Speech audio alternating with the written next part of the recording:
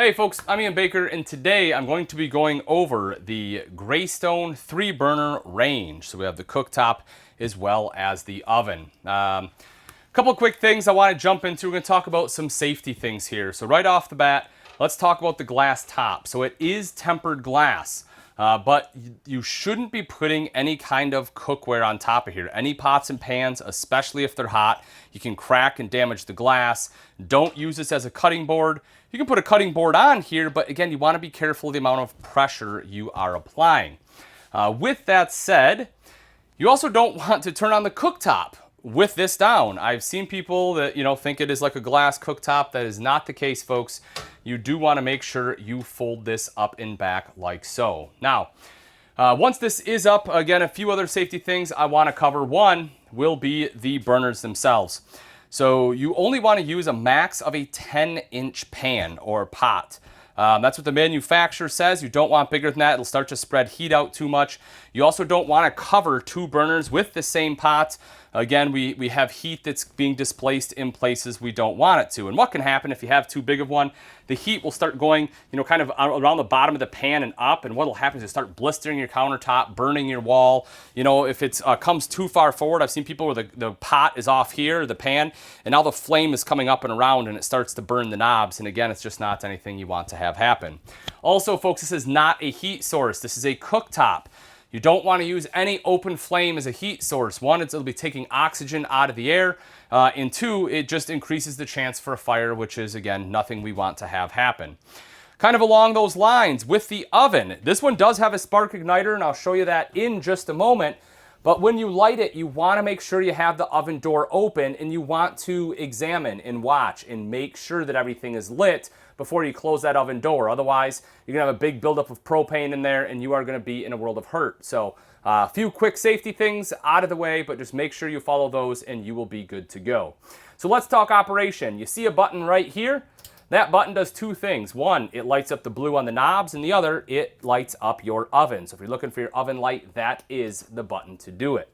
So let's talk about operation of the cooktop, how we get that bad boy going. First of all, you definitely have to have propane. So you have to have your propane on, make sure the proper tank is selected and flowing. And then you will see the knobs right here. And these three all have selectors showing you which burner they control. The very last one is the oven. This one on this side will be your spark igniter, hence the nice little explosion symbol there. So let's say we want to light the front burner. So what you're going to do is you're going to push in, you're going to turn to high, and that's really all there is to it. Now, you can adjust the flame on the Greystone, so you can see you have low, a little bit closer here, as well as high. And it'll be the same thing to light all the other burners. Just flip it over to high, keep it held in when you hit the spark igniter, let it go, and then you can adjust the flame. Now, let's quickly talk about the oven. So, with the oven, again, you want to drop the door down, keep it open. I like to turn the light on just for a little bit of added visibility. You don't necessarily need it, just because, it is going to be a flame. But what you'll want to do is, again, you want to push in on the oven knob, put it to that flame setting, and keep it held in. Then you're going to hit that spark igniter, and sometimes it takes a couple times. You can see right there. It took a few clicks, but now the pilot is lit, and you're going to hold that button in for a few seconds just to let that pilot heat up. And then once that happens, you should be able to let go. The pilot should stay lit, and then we can adjust our oven to whatever temp we need. Once we take a look, we see everything is burning well and everything is heating up. Then we can shut our oven and we know we are good. And that's really all there is to the Greystone oven, folks, as far as operation. Some quick troubleshooting tips. If none of these are lighting, generally that is a propane issue, right? If it's sparking but nothing's happening, a lot of times it's a propane issue. So what you're going to want to do is go out front, make sure that you have propane in your tanks. And then also, if you have two tanks, make sure that the tank that is selected is a tank with propane in it. A lot of times, people call in because they're like, I can't get my cooktop to light. And it's because they have the empty tank selected and you're just not getting propane to the camper.